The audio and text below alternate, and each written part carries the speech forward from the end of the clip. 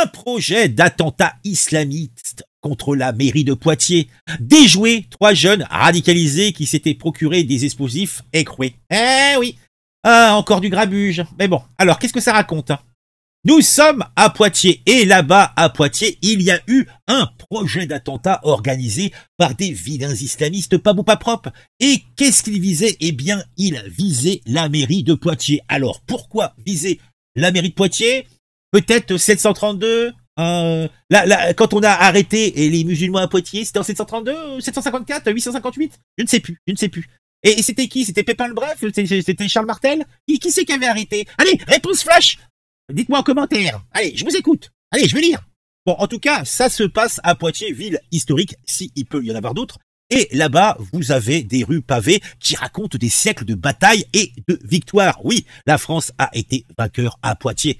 Les Français, les habitants du Cru, ont aussi moult Anglais dans cette belle contrée. Oui. Et cette fois-ci, en 2024, il y a un projet sinistre qui a été déjoué par les autorités. Bon, cet événement rappelle que la menace terroriste, hélas, reste bien réelle dans d'autres beaux pays. Là, ce sont 3 jeunes hommes margoulins, radicalisés et déterminés, d'origine indéterminée. Ce sont sans doute, je n'en doute pas, des bons Français qui ont leur carte d'identité. Ils sont nés sur ce beau territoire. Peut-être que leurs parents même sont nés sur ce beau territoire. Peut-être même que leurs grands-parents sont nés sur ce beau territoire. Et c'est peut-être pour ça qu'ils ont la haine. Oui, car ce pays ne leur apporte pas ce qu'ils ont besoin, c'est-à-dire un iPhone, dernière génération, une voiture de sport et peut-être mieux, une cargaison de dope pour devenir un businessman. Bon, en tout cas, ces 3 margoulins radicalisés et déterminés avaient planifié un attentat contre la mairie de Poitiers. Alors pourquoi viser la mairie? Peut-être parce que c'était un symbole fort de l'histoire française. En tout cas, je ne comprends pas trop, je vois pas trop. En tout cas, tout a commencé entre ces margoulins par des conversations qui se sont montrées des plus inquiétantes. Tout se passait sur des réseaux chiffrés, où les 3 étudiants, âgés de 19 et 20 ans, évoquaient leur volonté de commettre une action violente.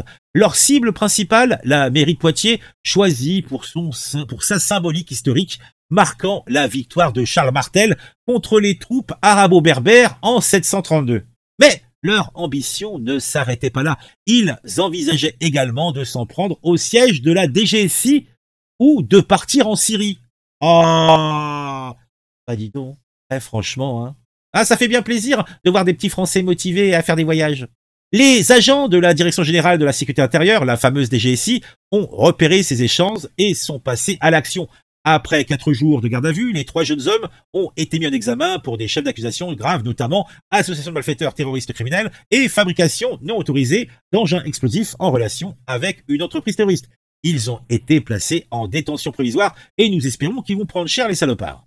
Les enquêteurs ont découvert que les suspects avaient préparé des explosifs artisanaux de type TATP, une substance explosive instable prisée par les groupes terroristes. Ils s'étaient même entraînés à la manipulation d'explosifs et attendaient une livraison de nouveaux ingrédients pour confectionner une bombe. Heureusement, ils ont été interpellés avant de prendre possession de cette livraison.